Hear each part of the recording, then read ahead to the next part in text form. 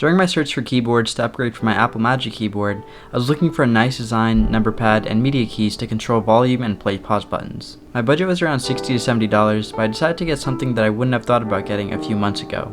The Logitech G213 has so far surpassed my expectations for a wired, non-mechanical keyboard under $50.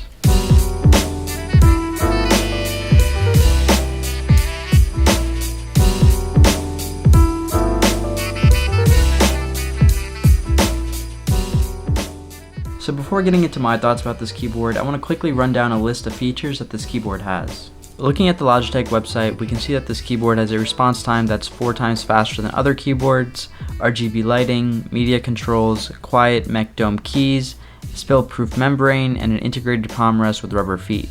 So usually when I'm on my computer, I'm either writing video scripts for YouTube, doing some homework, and recently I've actually started to play a lot more games on my PC, so I'm using my keyboard and mouse for that.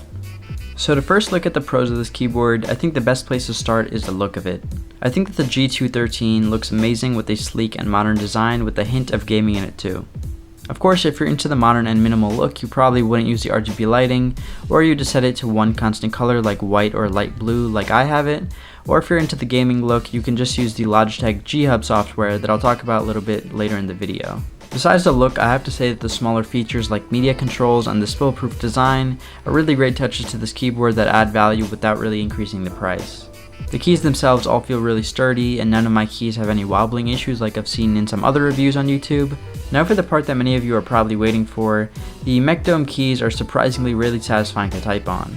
The keys have a 4mm travel and a pretty tactile response when typing, but that doesn't mean that it really feels like a true mechanical keyboard at all. When pressing all the way down, you can easily tell that there's a membrane feel in each key. Here's a sound test of what the keys really sound like.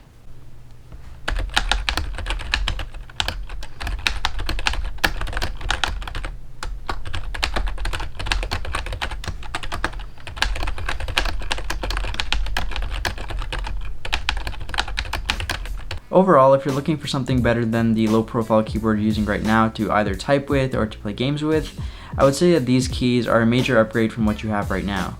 If your budget's pretty low right now to get a keyboard, I would really suggest looking into something like this, and then later down the line get something like a nicer mechanical keyboard, since those are going to last you a lot longer anyways. Now for some cons about this keyboard, the first one that I want to talk about is the RGB functionality.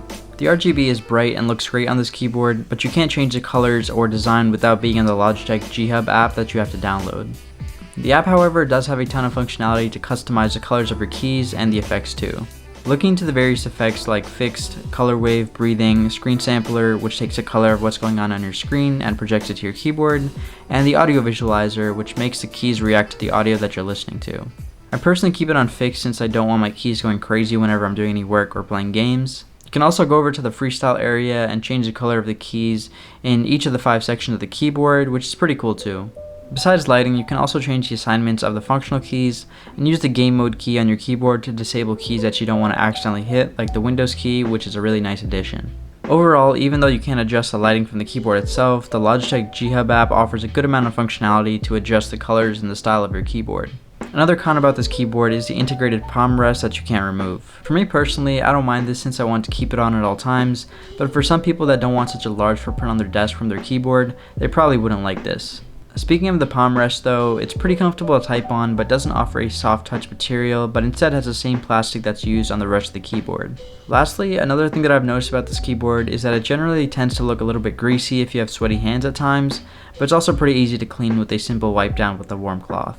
Overall, if you're moving from a cheap keyboard that you got with your computer or a hand-me-down from someone else, and you're looking for a starter keyboard under $50 for typing and gaming, I would definitely recommend the Logitech G213.